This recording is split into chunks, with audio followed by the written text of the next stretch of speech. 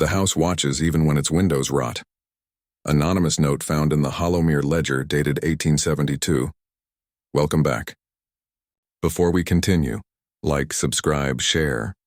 There are certain names the parish of St. Andrew refuses to speak aloud, not for lack of memory but for fear of reawakening what sleeps beneath the marsh soil. The Vance family was one such name. For nearly a century, their estate, Hollowmere, stood just beyond the cypress line, a sloping white manor strangled by moss and silence. The earliest surviving mention appears in a township medical ledger from Thirst, and it lists a Mrs. Elowen Vance as beneficiary to the late physician Dr. Elias Vance, whose death by marrow fever was declared sudden and unremarkable. The handwriting, however, changes halfway through the entry, tightening, trembling, as though the clerk were forced to finish it under supervision. Local rumor insists the estate was purchased not with inheritance, but with something bartered in secret. That the Vances were not true physicians but collectors, of bloodlines, not patients. Some say the family kept their own records of births and deformities in a locked cabinet beside the chapel. Those ledgers, if they existed, were never found after the 1868 flood that gutted half the parish. And yet, one set of documents survived, a collection of autopsy reports, preserved in oilskin and retrieved from Hollowmere's east wing.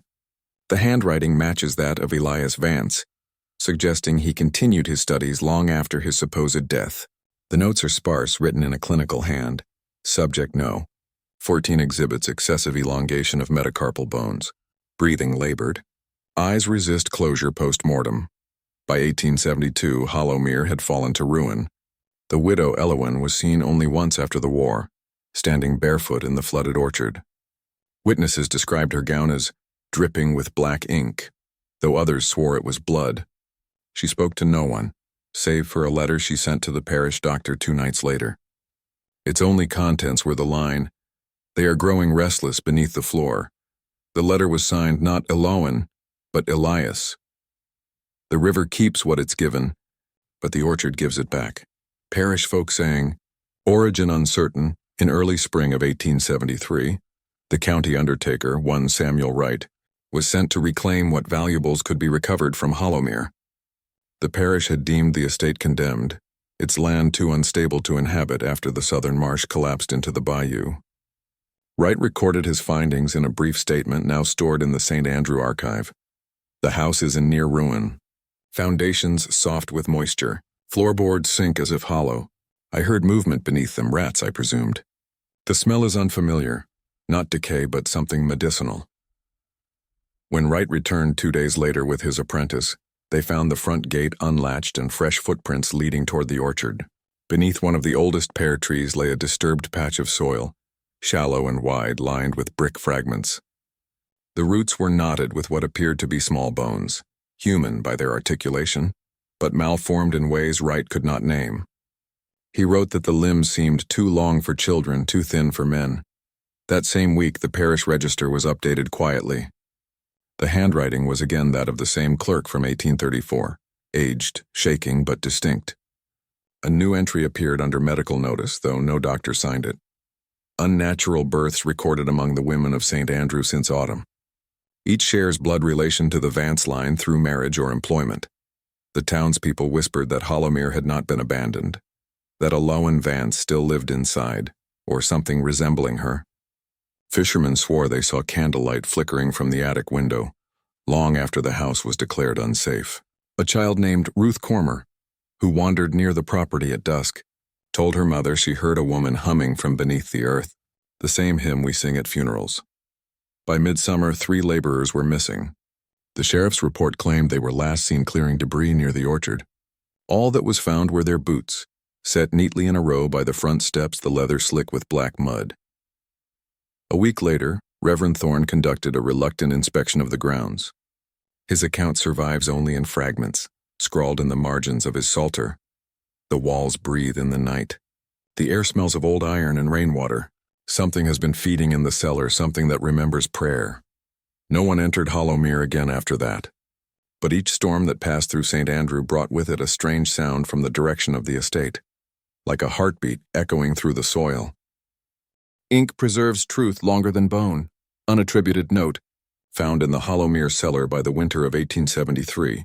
A clerk named Isaac Morn was assigned to catalog the materials recovered from Hollowmere before the structure collapsed entirely. Among rotted furniture and medical instruments, he uncovered a water-damaged trunk sealed with iron clasps. Inside were 4 ledgers bound in dark calfskin and labeled only with Roman numerals. Ledger.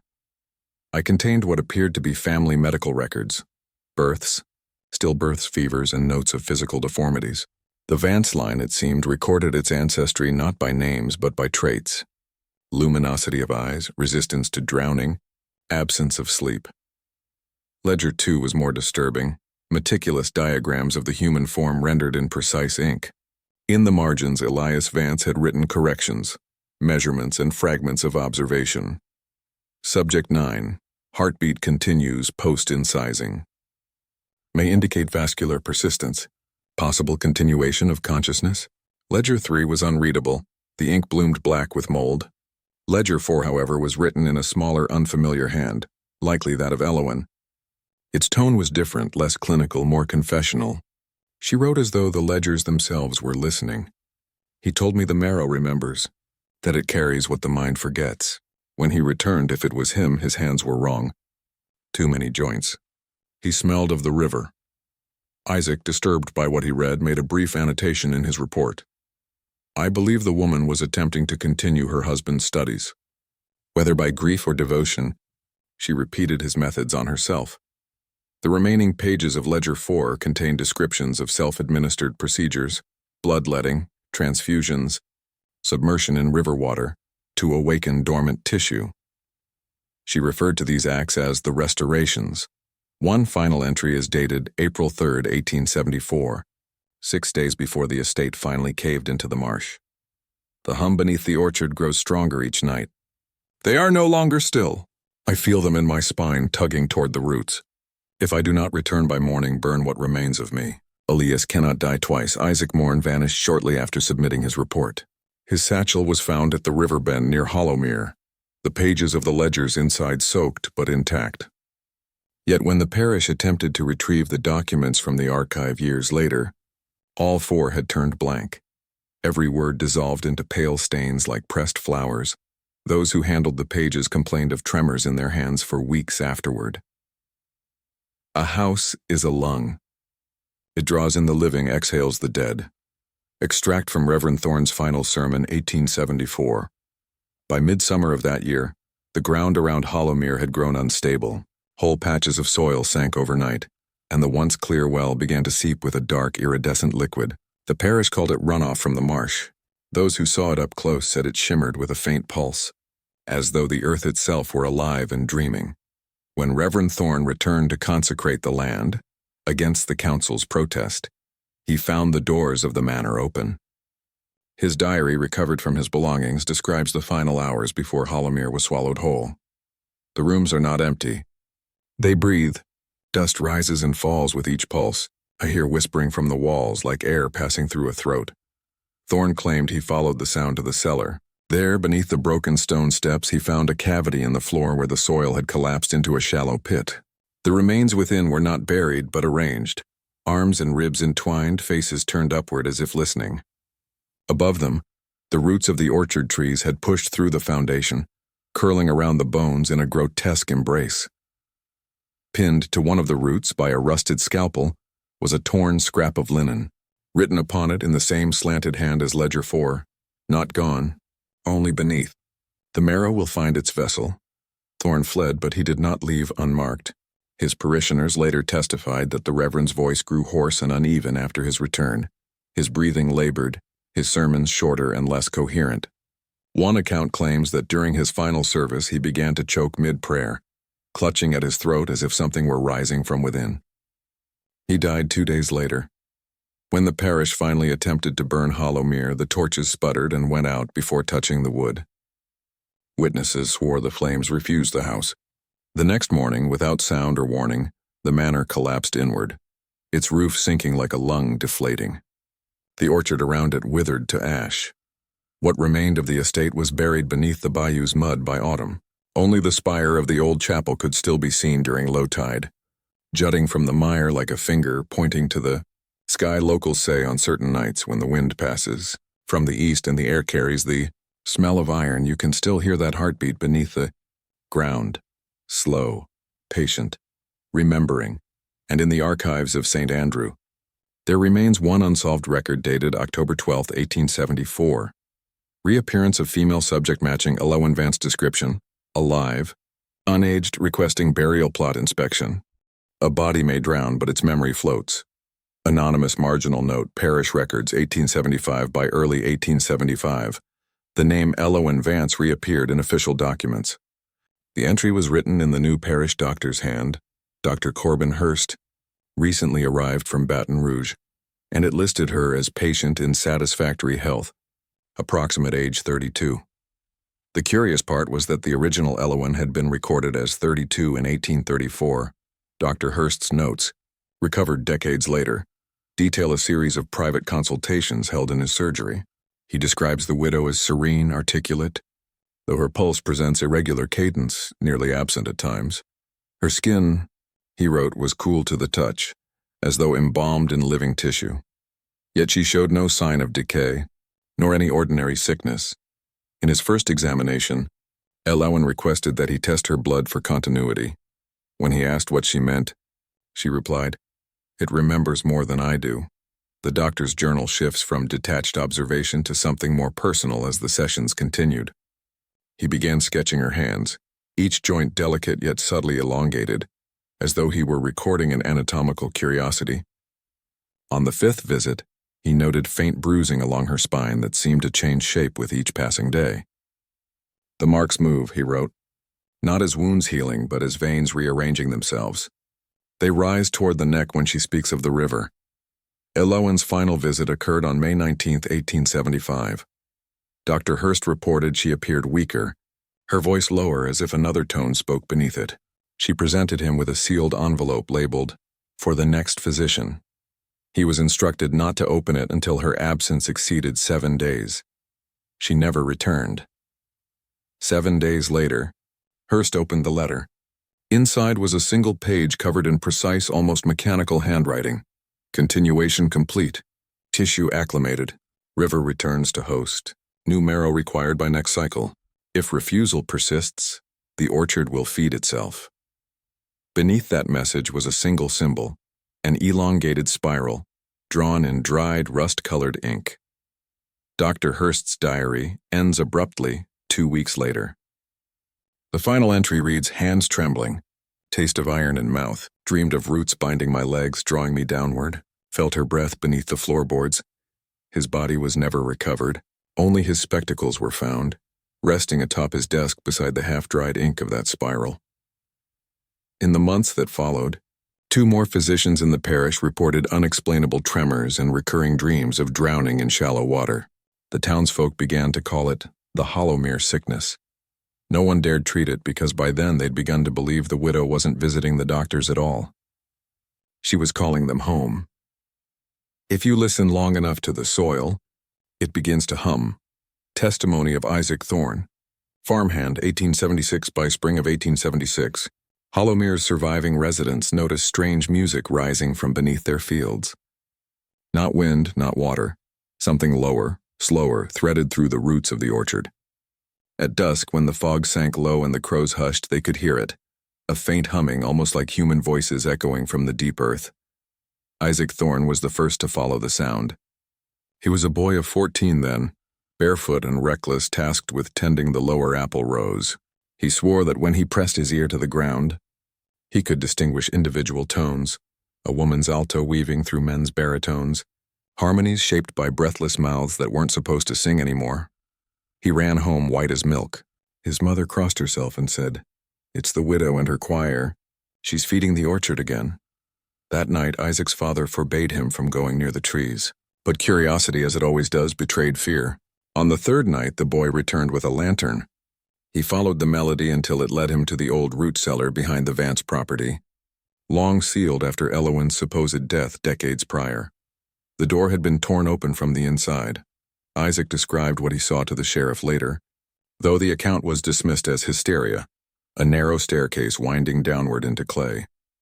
The walls glistened as though coated with sap or blood. At the bottom, the space widened into a chamber, the ceiling draped with apple roots hanging like withered veins. In the dim lamplight, he saw figures half buried in the earth, their mouths open in silent song, their skin stretched thin as parchment. Among them stood the widow. Her eyes were black wells, but her face was ageless. Isaac swore she smiled at him and said, "You can hear it now, can't you? The world below sings louder than the one above." The lamp went out. When they found him at dawn, the boy was alive but speechless. His hair had turned completely white. For the rest of his life, he refused to speak of that night, only humming softly to himself the same low tune he'd heard in the orchard. By midsummer, the hum became constant. The apples grew black at the core, the earth exhaled a metallic scent, and the parish's remaining families began to abandon their farms. The sheriff ordered the root cellar sealed again, burying it beneath stone and lime. But those who lingered long enough to hear the night wind swear the song still rises from below, soft at first, then swelling into something almost choral, as though the earth itself remembers the names of the dead and refuses to keep them quiet. They say if you kneel beside the orchard now, you'll still hear her voice among the roots, whispering, calling, counting down. Recovered fragment from the medical notebook of Dr. Felix Wren, parish physician, February 1877. Subject displays complete preservation of dermal tissue beyond all known mortuary limits. Vocal cords intact. Absence of decay suggests anaerobic adaptation, perhaps symbiotic mycelial bloom. But how does she speak? When Dr. Wren received what the sheriff claimed was a portion of remains from the orchard, he expected the usual fraud or misidentification. Yet when the crate arrived, wrapped in oilcloth and bound with rope, the physician found something that made him drop his scalpel. Inside lay what appeared to be a human torso fused with apple root, not grafted crudely, but seamlessly, the wood grown through bone, curling around ribs like vines in a trellis. The flesh was pale, faintly perfumed, the veins dark as cider. He noted with horror that the lungs seemed to breathe when exposed to lamplight.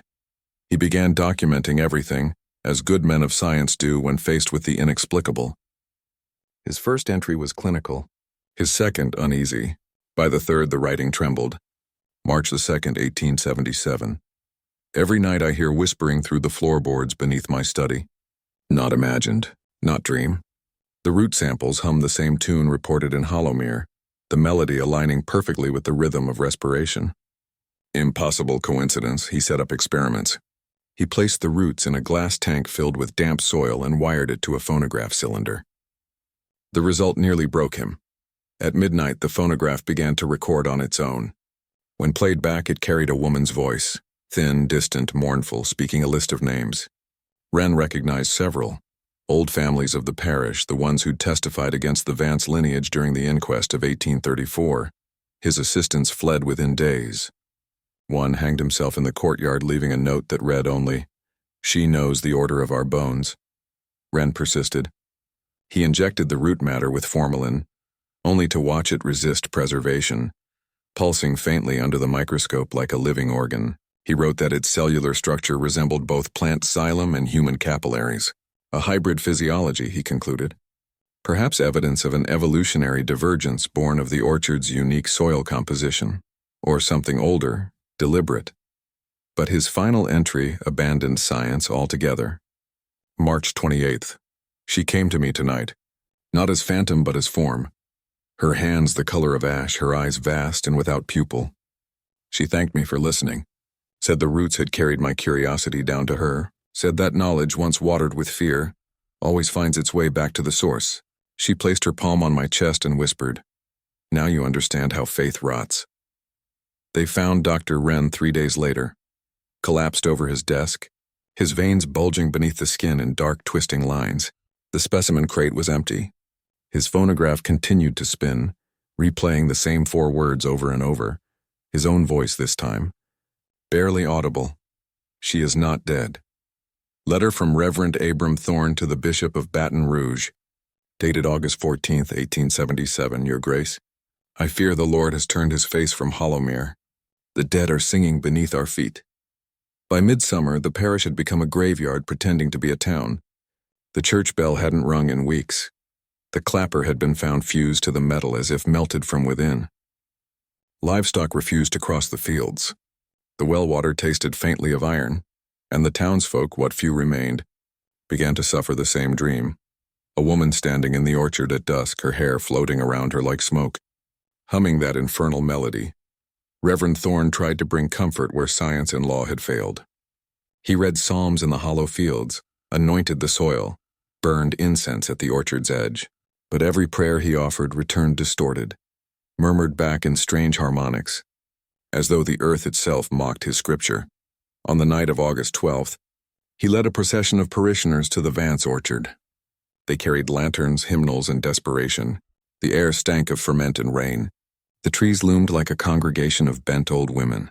As Thorne raised his hand to begin the prayer of deliverance, the ground trembled beneath them, not violently but rhythmically, like the slow beating of a massive buried heart. And then the song began. It came from everywhere at once. The soil quivered, the roots rattled, and the hum that had haunted their nights rose to a full-throated chant. Dozens of voices, some recognizable, others lost to history, sang in perfect unison. The sound was not human in any ordinary sense. It was remembered sound, a reconstruction of language older than scripture. The lanterns flickered out one by one. Someone screamed that the orchard was moving. Witnesses later claimed they saw the roots lift like serpents, curling and twisting to form shapes that were almost bodies. Faces of those long buried, neighbors, kin, even children, appeared within the bark, mouths open in the act of singing. And at the center of the field stood Elowyn Vance, unchanged since the stories of 1834. Reverend Thorne fell to his knees. "In the name of the Lord," he began, but she silenced him with a raised hand. "The Lord had his chance," she said. "Now the roots will have theirs." Her voice was not loud, yet it carried through the orchard with surgical clarity. The choir behind her swelled, and one by one the living joined in. Their lips moved involuntarily, matching the rhythm though they fought to stop. A few tore at their throats, but the sound kept coming, forced through bloodied mouths. By dawn, the orchard was silent again. The field was littered with lanterns, hymnals, and a single clerical collar. The Reverend's journal was found open to the last line he ever wrote. "It is not resurrection she offers, but rehearsal." A week later, Hollowmere's last families left their homes and boarded trains north. They told no one what had happened, only that the air had grown too heavy to breathe. The parish was struck from diocesan records. The name Hollowmere was erased from maps by 1880, but the orchard remained. And sometimes, on late summer nights, travelers along the old post road swear they hear a hymn rising from the ground, soft at first, then swelling as though hundreds of voices practice for a harvest that never comes. Extract from the papers of Dr. Adrian L. Crane, formerly of New Orleans Medical Society, dated December 2, 1878. The specimens from Hollowmere do not decay. They breathe in stillness as if waiting for something unseen to finish the process. When the exodus from Hollowmere reached the cities, whispers of singing corpses were dismissed as trauma or superstition. But Dr. Adrian Crane, ever the skeptic, ever the collector, took interest. He had heard of Reverend Thorne's disappearance, of parishioners who came home mute, and of strange fibers found within their skin, curling like roots through muscle. The medical journals would not print such nonsense, but Crane was not bound by convention. He obtained one of the bodies quietly through a contact at the parish cemetery. The man had been a deacon, age 52, found dead but warm, his expression placid as though listening. Crane recorded that upon incision, there was no odor of decomposition. The flesh retained its tone and suppleness. Most disturbing of all, beneath the dermis were thread-like structures, pale and flexible, branching into networks identical to plant xylem. When he cut one, it secreted a clear resin that hardened upon air contact. He wrote, "These are not parasites. They are architecture. The body has been repurposed as soil." Over the following weeks, Crane collected more samples. They came from different families, workers, children, even livestock, but each displayed the same transformation. The internal organs appeared preserved, even nourished. The heart, though still, bore faint rhythmic twitching when exposed to moonlight. The doctor began calling them the root-bound. Crane's obsession deepened. He traced the phenomenon to the Vance orchard, consulting land records dating back to 1834, the year of the first fever and of Elowyn Vance's rumored death. He found signatures of the old parish notaries, references to an experimental root graft, and notes about her husband, Nathaniel, having imported a mineral tonic from the French colonies used for embalming botanical specimens. One annotation chilled him. The elixir's intention, to preserve the mind beyond the body. The voice must not rot. By early December, Crane traveled to the abandoned parish. His last letters grew erratic. He wrote of faint singing under the soil, of a sensation in his fingertips, as if the pulse of the ground answered my own. The final entry in his ledger read, "I heard her name in the marrow."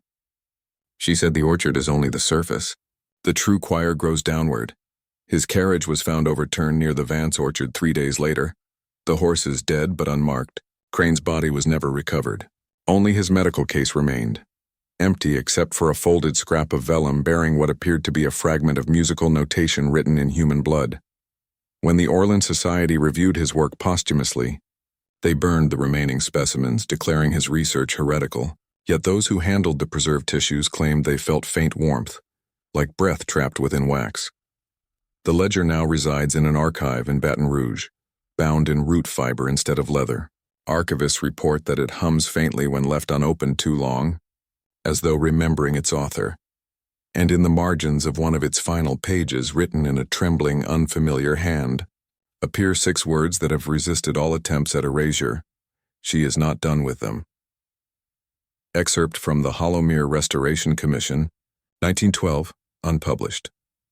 All attempts to rebuild on the orchard grounds have failed. Machinery seizes. Earth yields no crops. The soil is unnaturally warm, and from beneath it one hears, if one listens too long, a chorus that is not the wind. By the turn of the century, Hollowmere was little more than a scar on the parish maps. The bayou had swallowed its roads. The church lay half sunk in the reeds, and moss had buried the stones of the Vance house. But curiosity, as it always does, brought men back. The Restoration Commission, architects and historians funded by Baton Rouge investors, sought to turn the ruins into a heritage site. They arrived with shovels, notebooks, and the certainty of modern science. They did not bring faith. The first days passed without incident. They unearthed what they believed to be cellar remains, though the foundation was strangely curved like ribs. Then, beneath a layer of packed clay, they found something neither stone nor wood.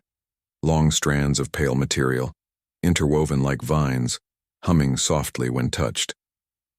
The workers joked about ghosts, until one of them, a surveyor named Winslow, pressed his ear to the soil and went still. He whispered, "They're counting." No one asked what he meant. That night, the team heard low singing from the far end of the orchard, a steady hum threaded with voices in harmony, men, women, and children. The foreman ordered a search, but they found only fog. In the morning, 3 tents were empty. The ground where they'd stood bulged slightly, as though something beneath had breathed deeply in its sleep. The commission abandoned the project within the week. Their report, now sealed in the Louisiana State Archive, ended abruptly after this final note. "We unearthed not history but rehearsal. The choir grows restless. The soil remembers the shape of the living. Local legend says the remaining tools and survey flags still stand where they were dropped, half sunk in black loam. Travelers claim the air in that hollow feels thick, electric, as if humming with a current that never ceases. Children of nearby parishes are warned not to wander near the orchard after dark, lest they hear their names sung softly from below. But the strange thing, the thing that scholars have never been able to explain, is that the song from Hollowmere has appeared in other places. A faint resonance recorded in 1974 under a Baton Rouge train station excavation, a matching hum detected by geologists in Mississippi Delta soil in 1992, and in 2016, a viral audio clip uploaded to a small folklore channel on the internet, its spectrogram showing shapes that resemble faces. The channel was later deleted. The uploader's name, E. Vance. Those who heard it say the voice was clear, gentle, and close enough to feel its breath. The roots have reached you. The recording ends with faint laughter, distant, layered, hundreds of voices blending into one steady tone. No one's been able to reproduce it since. So if you ever pass through southern Louisiana, and the night air trembles with a low hum that makes your teeth ache, do not listen too long. Do not follow it into the trees, because the choir beneath Hollowmere is still rehearsing, and one day it will be ready to perform.